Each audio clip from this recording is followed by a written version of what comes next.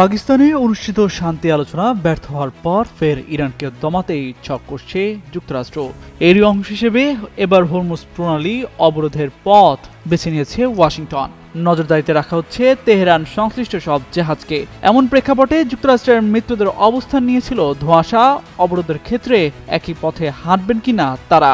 তবে সব জল্পনা কল্পনার অবসান ঘটিয়ে নিজের অবস্থান স্পষ্ট করেছে ট্রাম্প প্রশাসনের দীর্ঘদিনের মিত্র যুক্তরাজ্য। এমন সংকটময় সময়ে বন্ধু ট্রাম্পের উদ্যোগে পাশে থাকছে না কিয়ার স্টারমার প্রশাসন। বাংলাদেশের প্রথম 5D AI ইনভার্টার যুক্ত সর্বোচ্চ বিদ্যুৎ সাশ্রয়ী যমুনা এয়ার কন্ডিশনার। রোববার যুক্তরাজ্য সরকারের এক মুখপাত্রের বরাতে একটি প্রতিবেদন প্রকাশ করে ব্রিটিশ সংবাদ মাধ্যম বিবিসি। সেখানে ওই মুখপাত্র বলেন, গুরুত্বপূর্ণ এই নৌপথে কোনো ধরনের টোল আরোপ করা উচিত নয়।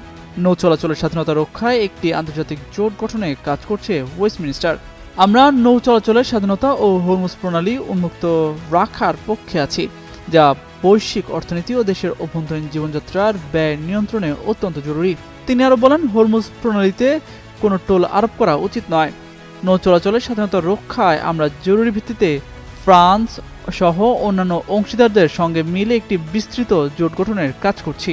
বিশ্বের অন্যতম গুরুত্বপূর্ণ জ্বালানি পরিবহন রুট হরমুজ প্রণালী ঘিরে উত্তেজনার মধ্যে যুক্তরাজ্যের অবস্থানের কথা জানালো।